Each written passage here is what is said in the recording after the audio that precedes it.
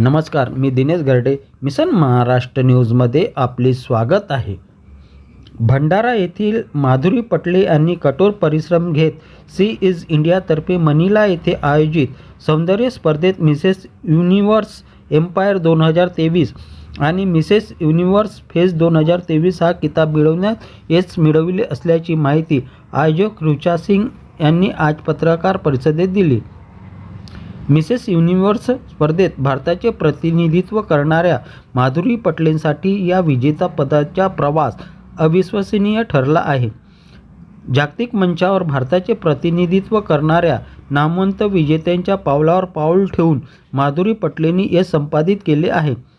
यावेळी सी इज इंडियाच्या संस्थापक आणि संचालक ऋचा सिंग यांनी सी इज इंडिया माधुरी पटलेचे अभिनंदन करीत असून परिवर्तनासाठी सक्तीचा आवाज बनून त्या भारताचा वारसा सदैव जिवंत ठेवतील असा विश्वास त्यांनी यावेळी व्यक्त केला.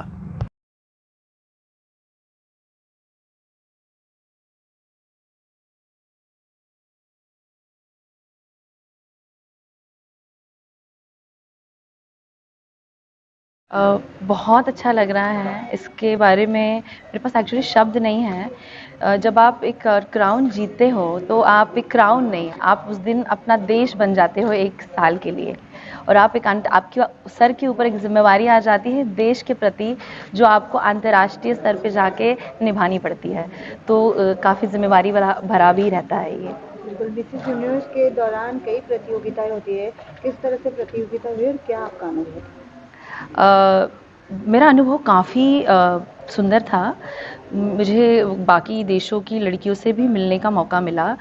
वहाँ पे सबसे इम्पॉर्टेंट जो है वो फोरम होता है डोमेस्टिक वायलेंस के अगेंस्ट. तो वहाँ पे डोमेस्टिक वायलेंस के प्रति, क्योंकि हमें लगता है कि इंडिया में ही ये हो रहा है, पर जब आप बाहर के देशों के लोगों को भी मिलते हैं तो आपको पता चलता है कि नहीं, ये सिर्फ हमारे देश में नहीं है. ये हमारी धारणा है कि गांव में ही शायद होता है. नहीं, ये तो बहुत बड़े शहरों में भी होता है. और आजकल तो वहाँ पे ऐसे प्रेजेंटेशन, मैं किसी का नाम नहीं लेना चाहूँगी, पर वहाँ पे एक डेलीगेट थी, उन्होंने खुद बोला कि वो अब्यूज़र थी. उनको रियलाइज़ हुआ कि वो अब्यूज़र थी, उन्होंने थेरेपी ली और जाके फिर उनको समझ में आया कि मैं हूँ. तो वो बोलने के लिए भी आपको गट्स लगते हैं अंतर्राष्ट्रीय लेवल पे. तो और वहाँ पे ऐसी भी लड़कियाँ थी जिन्होंने सिर्फ ये नहीं कि हम लड़कियाँ हैं तो हम लड़कियों के प्रति ही बोलेंगे.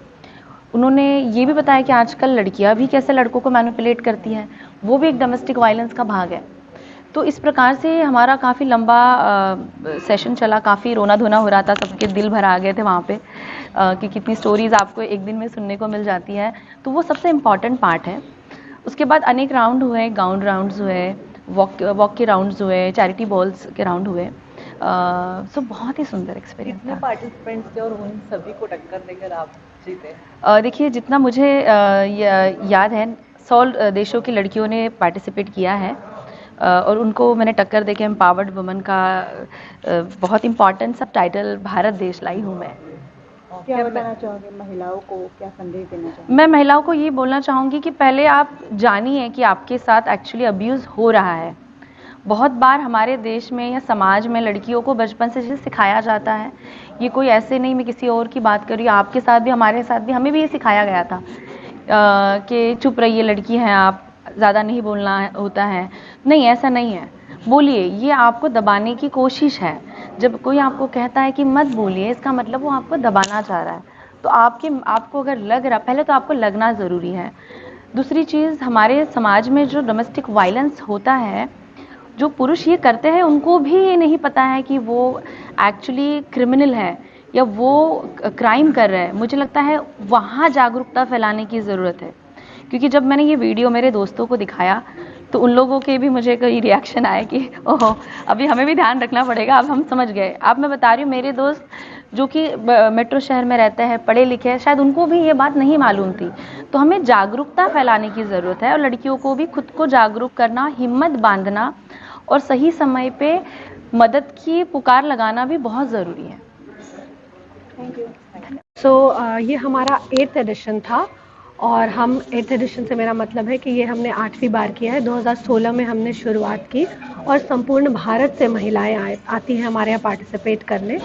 हमारा 6 दिनों का पैजेंट होता है, और उसमें जैसे कि पहला दिन फ़ोटोशूट वगैरह जिसके माध्यम से हम प्रचार प्रसार करते हैं वो करते हैं, ट्रेनिंग होती है और फोरम होता है डोमेस्टिक वायलेंस के लिए, और फिर आखिरी दिन पे एक नेशनल कॉस्ट्यूम राउंड होता है, एक इवनिंग गाउन होता है और क्वेश्चन आंसर राउंड होता है। तो पूरे भारत से लड़कियां आई थी, उनमें माधुरी ने उस दिन सबसे बेहतरीन प्रदर्शन करके इंडिया को रिप्रेजेंट करने का उसने ये अपॉर्चुनिटी उसको मिली और वो मिसेस यूनिवर्स इंडिया के रूप में मिसेस यूनिवर्स में पार्टिसिपेट करने गई।